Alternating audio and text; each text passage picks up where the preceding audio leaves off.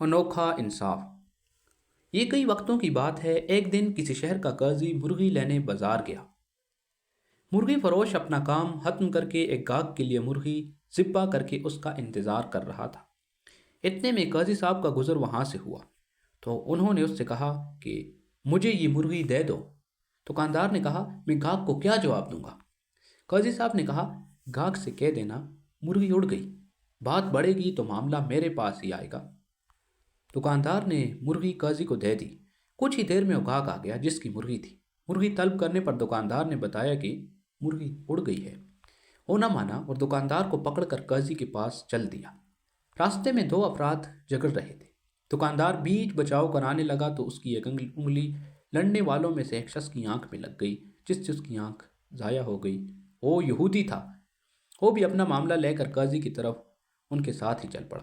دکاندار بہت پریشان تھا کہ مرغی کے معاملے میں تو قاضی بچا لے گا، مگر اس کے معاملے میں کیا ہوگا؟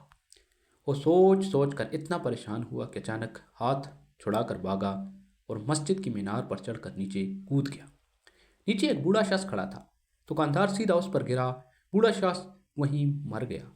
بوڑھے شخص کے بیٹے نے دکاندار کو پکڑ لیا۔ جب اسے پتہ چلا کہ یہ قاضی کے پاس پیشی کے لیے لے جا رہا ہے تو وہ بھی ساتھ ہو گیا۔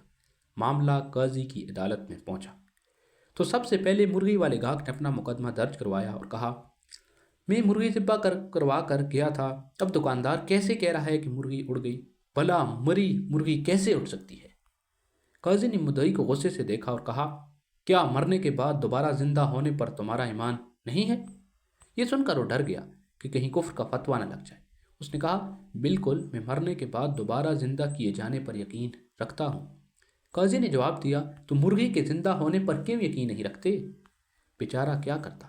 قاضی کے سامنے فیصلہ تسلیم کرنے کے سوا اور کوئی چارہ بھی نہیں تھا۔ اب قاضی کے پاس دوسرا مقدمہ تھا کہ دکاندار نے ایک یہودی کی آنکھ پھوڑ دی ہے اور یہودی قصاص کا طلبگار تھا۔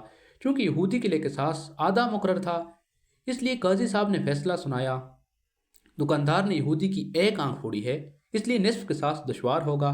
بہتر ہے کہ دکاندار یہودی کی دوسری آنکھ بھی پھوڑ دے اور یہودی بدلے میں نصف قصاص یعنی دکاندار کی ایک آنکھ پھوڑ دے۔ فیصلہ سنتے ہی یہودی کی سیٹی گم ہو گئی۔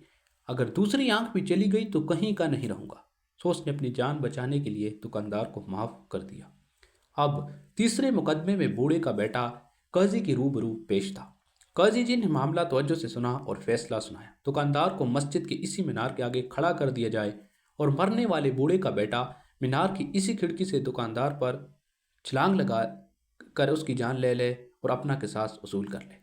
بوڑھے کے بیٹے نے کہا قاضی صاحب اگر دکاندار ذرا سا بھی ادھر سے ادھر ہوا تو میری اپنی جان چلی جائے گی۔ قاضی نے جواب دیا تمہارا باپ بھی تو ادھر سے ادھر ہو سکتا تھا نا۔ اسی کہانی کے تناظر میں یہ شعر آپ کی سماعتوں کی نظر ہے۔ حیران کر گیا سبھی کو منصف کا فیصلہ، حیران کر گیا سبھی کو منصف کا فیصلہ، رند کو سزا نہ مل سکی قاضی نشے میں تھا۔